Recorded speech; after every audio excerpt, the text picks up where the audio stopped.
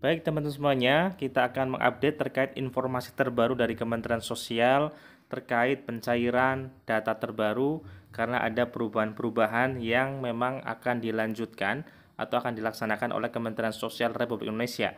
Maka teman-teman semuanya wajib mengetahuinya agar tidak ketinggalan berita terkait data terbaru dari Kementerian Sosial Republik Indonesia. Selamat menyaksikan. Assalamualaikum warahmatullahi wabarakatuh. Selamat pagi dan salam sejahtera bagi kita semua.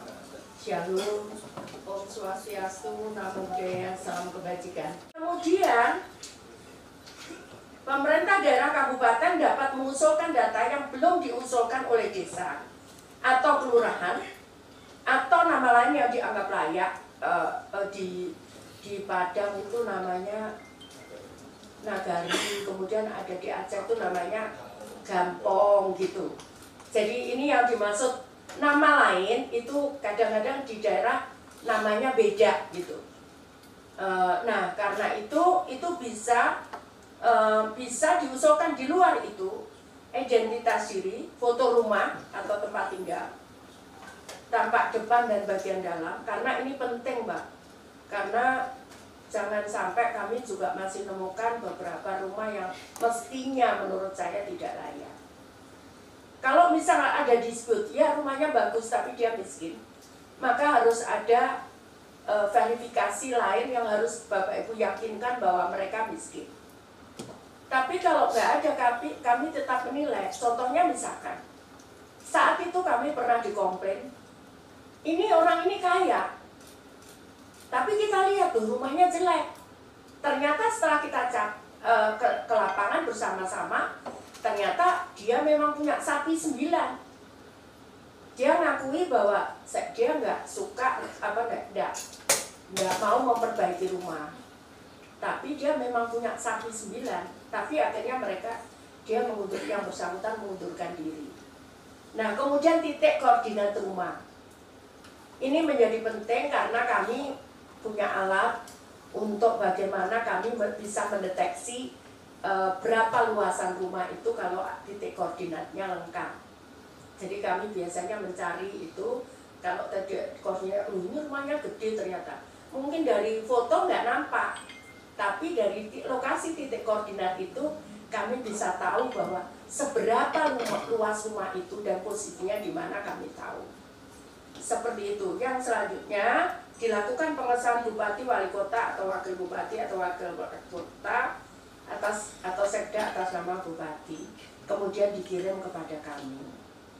Kemudian Bapak Ibu sekalian juga, jadi aplikasi ini bisa di-download lewat Play Store. Nanti mungkin Pak Kepala Pusdatin bisa menjelaskan dengan aplikasi namanya Cek Bansos. Jadi Bapak Ibu sekalian, nanti akan kita Senin itu akan kita training untuk daerah, sosialisasikan dan kita training untuk daerah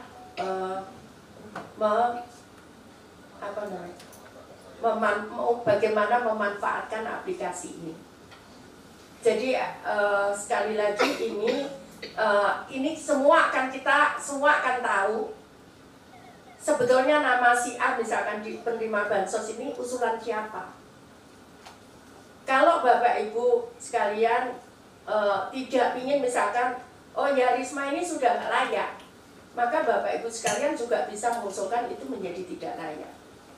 Tapi kalau misalkan mau ini layak gitu, Bapak Ibu juga bisa mengusulkan itu layak untuk menerima itu. Seperti itu. Jadi kira-kira seperti itu teman-teman di daerah. Saya berharap nanti, jadi sekali lagi teman-teman daerah yang sekarang masih datanya dimasukkan oleh para pendamping kami, PKH, TKSK, dan pendamping lainnya, ada Peksos, ada pendamping Resos, ada lagi Porda, macam-macam itu yang di bawah Kemensos itu tidak boleh dia menjadi pengelola data, tidak boleh. Ini yang menyarankan ini Satgasus. Jadi Satgasus itu yang menyarankan seluruh instrumen dari Kemensos tidak boleh menjadi pengolah data. Jadi ini data ini otomatis. Seperti saya pun saya tidak tahu karena data itu dari Bapak Ibu mengusulkan masuk ke datanya Pusdatin dan ini sudah kita akan ISO-kan untuk proses keamanan ini. Ini kemudian dari Pusdatin langsung ke Ditjen-ditjen yang mengurusi ini tanpa melalui saya. Nah, kemudian diusulkan ke keuangan dan itu semua by teknologi, bukan lagi gunakan hard copy untuk keamanan itu. Jadi seperti itu kira-kira Bapak Ibu sekalian, teman-teman dari daerah, mohon dimaklumi karena sekali lagi ya kalau kita kemarin naik kelas 1, kita pengen kan naik kelas 2 supaya lebih baik lagi. Nanti ke depan kita pengen naik kelas 3, asal itu sesuai dengan aturan dan peraturan yang ditetapkan. Jadi peraturan Kemensos 73 2024 tentang aplikasi ini itu juga saran masukan dari beberapa tadi yang saya sampaikan, KPK, BPKP, Satgasus dan Ombudsman kepada kami. Seperti itu kira-kira Bapak Ibu sekalian yang ingin saya sampaikan. Jadi kami sudah, ini yang menjadi terus terang beban saat saya membaca undang-undang ini. Jadi sekarang sudah clear. Menurut saya tidak ada, kalau kita bisa mendownload foto-foto ini juga paling di desa itu cuma berapa, paling geserannya nggak sampai 10-20 tiap bulan geserannya. Misalkan meninggal mau diusulkan ahli warisnya, itu kan paling yang meninggal berapa dari sekian penerima itu. Artinya tidak berat untuk menggunakan aplikasi ini melalui mobile apps. Jadi tidak berat menurut saya. Seperti itu kira-kira. Ada yang kurang?